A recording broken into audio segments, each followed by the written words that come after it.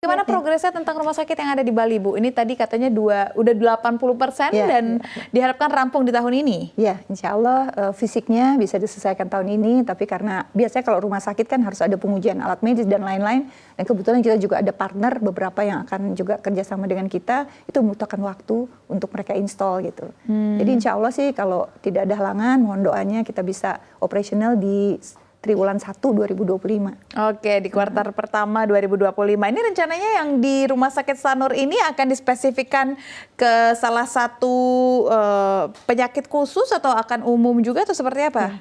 Jadi saat ini dengan adanya feasibility study dan kita lihat kasus-kasus yang membutuhkan pelayanan yang lebih itu, kita punya Center of Excellence kita sebut KONGO. C-nya itu adalah kardiologi, O-nya adalah onkologi, N-nya neurologi, dan kemudian G-nya adalah gastroenterologi, dan O-nya adalah ortopedi. Yang itu kita akan coba angkat di dalam pelayanan di Bali International Hospital. Oke, berarti ada jantung, cancer, tulang, ada gastro, pencernaan dan ada pencernaan dan neuro, saraf. Oh, syaraf. Itu yang akan menjadi utamanya ya. Dan ini lokasinya strategis sekali, berada di Bali.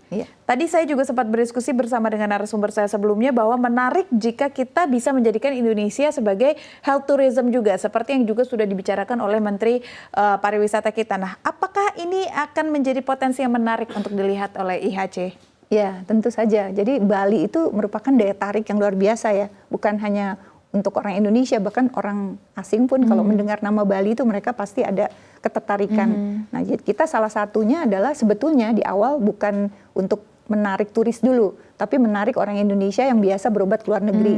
Nah, tapi kebetulan alhamdulillahnya kita mendapat tempat di Bali, yang kita tahu tempatnya juga di Sanur gitu ya, tempatnya juga cukup baik lah gitu dengan hotel yang ada di sekitar KEK tersebut. Maka kita berharap selain orang Indonesia yang berobat karena dia mungkin nggak perlu keluar negeri dengan alat-alat yang ada dan dokter yang cukup profesional, nah mungkin saja jadi dari turis asing yang datang ke Bali misalnya itu bisa juga menikmati pelayanan yang mungkin one day care, pelayanan yang singkat gitu ya, bisa dilakukan di Bali atau medical check up misalnya. Itu bisa kita lakukan. Potensi dan strategi apa yang mungkin akan dilakukan kalau kita melihat ke health tourism yang ada di luar negeri, katakanlah di Turki, mereka bisa membentuk satu paket pengobatan include dengan travelingnya, include dengan penginapannya.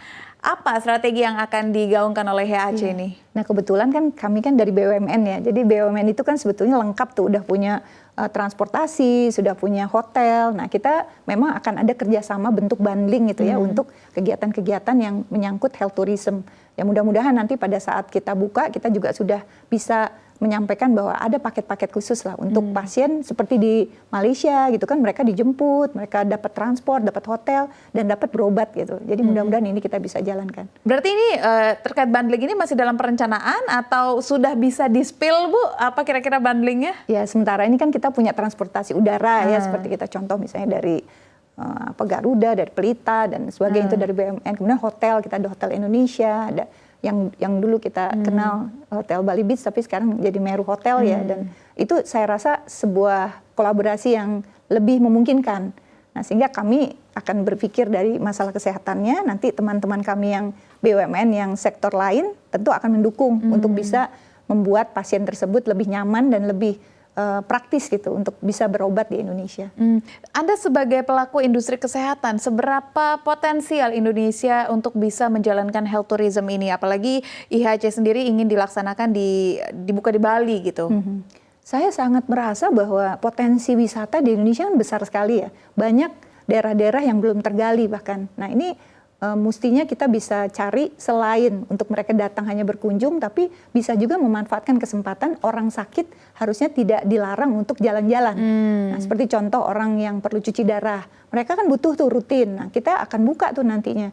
Misalnya mereka mau datang jalan-jalan ke Bali, kita siapkan untuk hemodialisanya. Cuci darahnya bisa di kami. Mungkin mereka 2 minggu kita siapkan untuk fasilitas cuci darah misalnya, itu yang mudah ya. Kemudian apalagi misalnya operasi-operasi kecil. Operasi-operasi kecil yang tidak harus menginap berhari-hari, itu mereka bisa lakukan di Indonesia sambil mereka jalan-jalan, sambil mereka pengobatan, kemudian mereka kembali dengan mungkin operasi kecilnya sudah selesai gitu. Itu yang seperti itu yang kita bisa tawarkan. Ada potensi atau rencana untuk buka IHC di IKN? Saat ini kita kebetulan di Balikpapan, itu tidak terlalu jauh dari IKN, itu sudah ada rumah sakit. Jadi kita memang akan membuka satu rumah sakit tipe C, yang lebih kecil namanya Rumah Sakit Panorama Balikpapan. Jadi akan ada 2 rumah sakit yang siap mengawal Balikpapan. Jaraknya mungkin sekitar 1 jam saja, dan mudah-mudahan ini juga bisa menjawab apabila ada kebutuhan untuk pasien-pasien di IKN. Jadi saat ini memang belum masuk di dalamnya, tapi kalau memang ada potensi ke depan mungkin beberapa tahun kemudian kami siap. Tidak tertutup ya untuk potensi tapi itu. Sekarang kita udah siapkan nih ada rumah sakit baru namanya Rumah Sakit Panorama Balikpapan yang tidak jauh dari IKN. Oke, tidak jauh dari IKN. 36 rumah sakit dan sesaat lagi akan menjadi 38. 2 wilayah ini akan ada di mana nih Bu? Salah satunya berarti Bali? Ya, satu di Bali dan yang satu lagi Panorama. Balikpapan. Jadi satu ini akan dibuka bulan Oktober dan yang nanti di Bali kan di Q1 2025. Oke, akan ada rencana ekspansi lagi Bu di tahun 2025 dan saya ingin tahu bagaimana pemetaannya di seluruh Indonesia. Apakah sudah merata dari Aceh sampai ke Sorong, Papua, bagaimana dengan wilayah-wilayah terpencil lainnya? Ya, saat ini memang karena IHC, Rumah Sakit IHC itu kan awalnya adalah melayani karyawan-karyawan perusahaan yang memang memiliki klinik atau rumah sakit. Jadi saat ini strategi kita yang baru mau dikerjakan adalah kita membuat standarisasi dulu dari rumah sakit yang ada. Jadi kita ada mungkin dari Prabu Muli, ada di Pelaju, ada di Palembang. Mungkin mereka masih belum standar juga ya semuanya. Jadi kita akan perbaiki itu dulu, ditambah rumah sakit baru yang tadi saya sebutkan. Nah mungkin sementara ini kita sambil melihat nih, setelah nanti 2 rumah sakit ini jalan dan kita operasionalisasi, kita lihat bagus, mungkin kita baru akan berinvestasi di tempat lain.